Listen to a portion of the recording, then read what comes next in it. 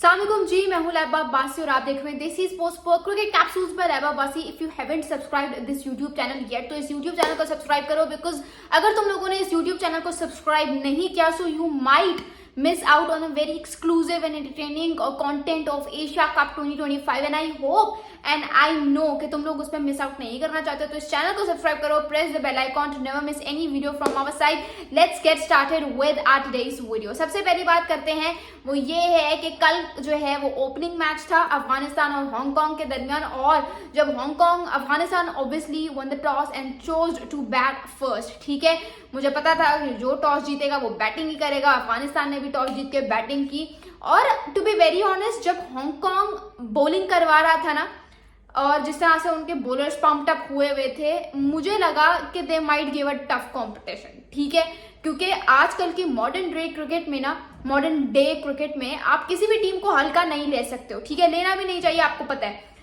लेकिन हांगकांग ने जो गलतियां की ना, they're in a very good position to beat Afghanistan, और नॉट बीट अफगानिस्तान, वो थोड़ा ज्यादा हो जाएगा, but they're in a very good position to give a tough fight, ठीक है, टू अफगानिस्तान। लेकिन उन्होंने क्या किया, प्लेट में रख के एक, जिसे कहते हैं ना हारना या प्लेट में रख के मैच दे देना, वो वाला काम किया। फील्डिंग में इतनी गंदी फील्डिंग, ना उनकी बैटिंग ऐसा लगा कि प्रोफेशनल बैटिंग करते हैं, ना मुझे उनकी बॉलिंग जो ठीक थी, फील्डिंग भाई आपको पता है कैचेस विन यू मैचेस। आप पहले ओवर में सिद्दीकुल्लाह अतल जो कि उनका इतना टेक्निकली स्ट्रॉन्ग बैट्समैन है, उसका कैच ड्रॉप कर देते हो, फिर आप एक्सपेक्ट करते हो कि आप मैच भी जीत जाओगे। How is that even possible? ठीक है, वो कैसे पॉसिबल है, मुझे जरा इसको समझाने में मेरी जरा इसको हेल्प आउट करो। ये इस बात मेरी समझ से तो बाहर है कि आप एक इतने जबरदस्त बैट्समैन का कैच ड्रॉप कर देते हो पहले ओवर में, ठीक है, और वहां पे आप एक्सपेक्ट करते हो आप मैच जीत जाओगे। इब्राहिम जादरान नहीं चल सके, उनको जल्दी आउट कर दिया। ठीक है, आप बात करो इनका, वो है कौन है ये रहमानुल्लाह गुरबाज, वो तो ठीक ठाक मैचेस हो गए, वो लोग वो रन स्कोर नहीं कर रहे, तो वो भी आउट हो गए। नीचे से आके रन्स बने, मोहम्मद नबी ने मिडिल ओवर्स में आके रन्स बनाए। ठीक है, अजमतुल्लाह उमरजई ने नीचे से आके बहुत शानदार कैमियो खेला, सबसे तेज तरीन 50 कर दी अफगानिस्तान की तरफ से, 50 ऑफ 21 बॉल्स, छक्के चौकों की बरसात। आपने अजमतुल्लाह उमरजई को भी ड्रॉप कर दिया। ठीक है, मतलब सिद्दीकुल्लाह अतल को ड्रॉप कर रहे हैं, पावर हिटर अजमतुल्लाह उमरजई जैसे बैट्समैन को आप ड्रॉप कर रहे हो, वो बंदा ठीक ठाक मैचेस से रन स्कोर नहीं कर रहा था, आपने उसको कहा कि आओ भाई हमारे अगेंस्ट कैमियो आप करके जाओ, तो फिर आप एक्सपेक्ट करते हो कि आप मैच जीत जाओगे। That is not going to happen, specially when it is against Afghanistan. ठीक है, इतने कैचेस ड्रॉप, फिर उसने भी फुल उसका फायदा उठाया और छक्के चौकों की उसने बरसात की। ऐसे नहीं होता, आई एम सॉरी टू से। वो अफगानिस्तान जो मुझे लगा कि मुश्किल से शायद यार ये लोग 150 तक भी ना पहुंच सकें, उन्होंने 189 रन का टारगेट सेट कर दिया। ठीक है, हांगकांग की बारी आती है, मुझे टॉप 4 पे बहुत भरोसा था, मुझे लगा कि यार शायद कुछ, मतलब मुझे ये नहीं था कि बहुत ही कोई जबरदस्त बैटिंग करेंगे, लेकिन मैंने सुना था, मैंने देखा था कि देवर रिलायबल बैट्समैन, स्पेशली बाबर हयात, और उस बेचारा वो कल खड़ा रहा है एंड तक, लेकिन कोई उसका साथ देने को तैयार नहीं था। Eventually he also got dismissed. ठीक है, तो ऐसे नहीं होता। आप उनके टॉप 3 बैट्समैन की बात करो भाई, मुझे लगा ही नहीं कि वो प्रोफेशनल बैटर्स हैं। जिस तरह से वो बैटिंग कर रहे थे, मुझे कहीं से लगा ही नहीं यार, मतलब आप इंटरनेशनल क्रिकेट खेलने आए हो, you are here to compete with teams like India, Pakistan, चलो इंडिया पाकिस्तान इनके ग्रुप में नहीं है, लेकिन अफगानिस्तान, श्रीलंका, बांग्लादेश, और आप इस तरह की क्रिकेट खेल के कैसे एक्सपेक्ट कर सकते हो कि आप हो जाओगे। दूसरी तरफ अफगानिस्तान भी, अभी भी हांगकांग इतनी गंदी बैटिंग करने के बावजूद भी दे क्रॉस्ड 94 रन मार्क, एंड मतलब 189 रन का टारगेट था, तो 94 रन इन्होंने कर लिए। ठीक है, और 94 फॉर 9 पे इनकी इनिंग्स का खात्मा हुआ था। They concluded their innings scoring 94 for the loss of 9 wickets and they lost the match by 94 run. ठीक है, वहां पे ये 94 रन भी नहीं होते जिस तरह के बैटर्स इनके शेप में थे ना, आते साथ दे, मतलब कोई गेम अवेयरनेस नहीं, कोई टेक्निकल अवेयरनेस नहीं, ठीक है, कोई गेम प्लान नहीं, आते साथ they were hitting and they were getting out. और फिर मुझे तो हंसी आ रही थी कि भाई ये यहाँ तक पहुंच कैसे गए हांगकांग की टीम। और अफगानिस्तान की भी बहुत गलती है, ये 94 रन भी इनके अगेंस्ट नहीं होते। बहुत खुश होने की जरूरत नहीं है कि 94 रन से जीत गए, खुश होने की जरूरत नहीं है, ये 94 रन भी ना बनते हांगकांग से। अगर अफगानिस्तान कैचेस ड्रॉप ना करता, अफगानिस्तान ने भी बहुत बुरी फील्डिंग की। You can't afford such mistakes against teams like Sri Lanka and Bangladesh, ठीक है। If you are planning to get in to the top 4 तो आपको अच्छी क्रिकेट खेलनी पड़ेगी, ठीक है। आपके बैट्समैन को अच्छा करना पड़ेगा। हर रोज इस तरह के कैमियोज नहीं आएंगे। वहां पे अजमतुल्लाह उमर का कैच हो जाता तो you would have been never able to post target of 189 run. वो कैमियो आपको कौन प्रोवाइड करता?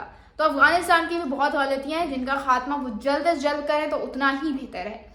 अब बात करते हैं आज के मैच के बारे में, which is going to be India versus UAE. सबसे पहले तो बात करते हैं भाई, आपको पता है कि इंडिया को उछलने की बड़ी आदत है।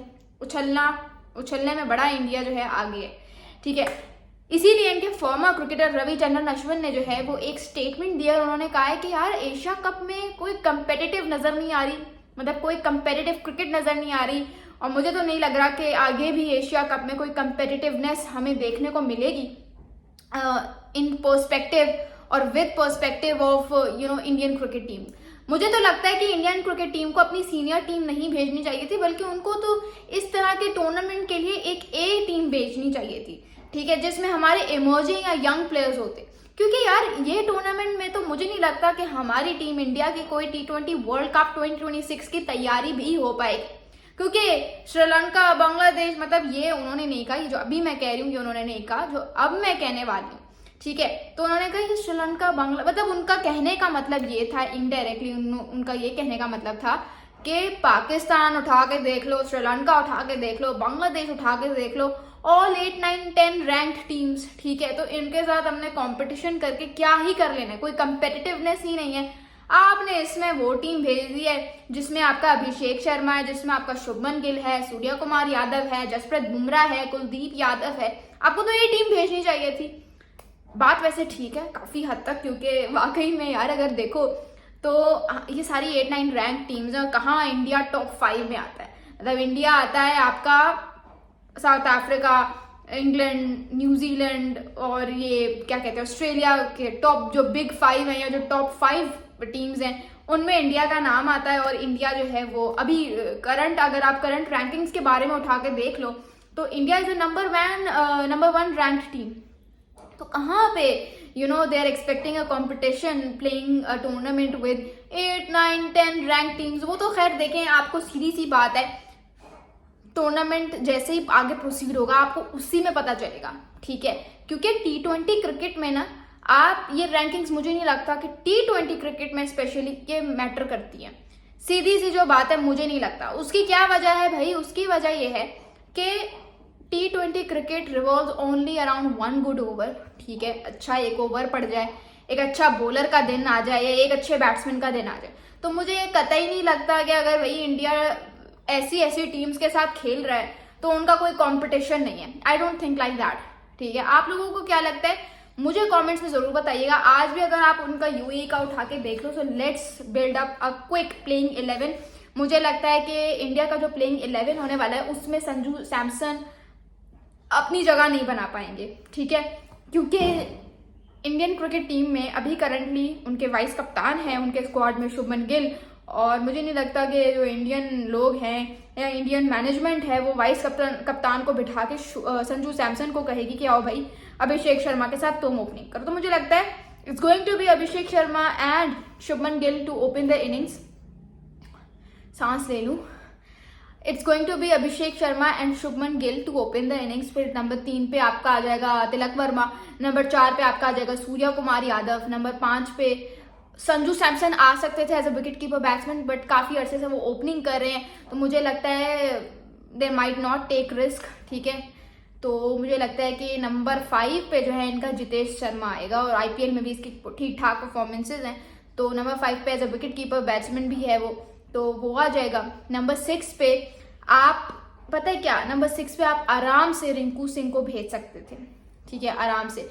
और मुझे लगता है शायद नंबर 6 पे रिंकू सिंह भी आए आगे जाके। अभी यूएई है, हल्की टीम है, इंडिया के लिए तो भाई हल्की टीम ही है, तो इंडिया मुझे लगता है शायद इस वजह से जो है ना वो थोड़ी सी एक्सपेरिमेंटिंग कर लें और वो कहें कि यार नंबर 6 पे जो है वो हमें ऑलराउंड, नंबर 6 से ऑलराउंडर्स शुरू कर दो। तो मुझे लगता है फिर नंबर 6 पे अक्षर आ जाएगा, नंबर 7 पे हार्दिक पांड्या आ जाएगा, ठीक है। नंबर 8 पे आपका आ जाएगा शिवम दुबे, ठीक है। तो तो मतलब आपके जो टॉप 5 हैं वो प्रॉपर बैटर्स होंगे, नंबर 6, 7, 8 आपके ऑलराउंडर्स हो जाएंगे, और नंबर 9, 10, 11 ये आपका जसप्रीत, वरुण चक्रवर्ती और कुलदीप यादव हो जाएगा। लेकिन मुझे लगता है ये लोग कुलदीप यादव के साथ ना जाएं, आज अर्शदीप सिंह के साथ जाएं। हर टीम की अगर आप देखो ना, आप कल भी अफगानिस्तान को उठा के देखो तो वो लोग भी 3 जेन्युइन बॉलर्स के साथ गए, बाकी सब ऑलराउंडर्स।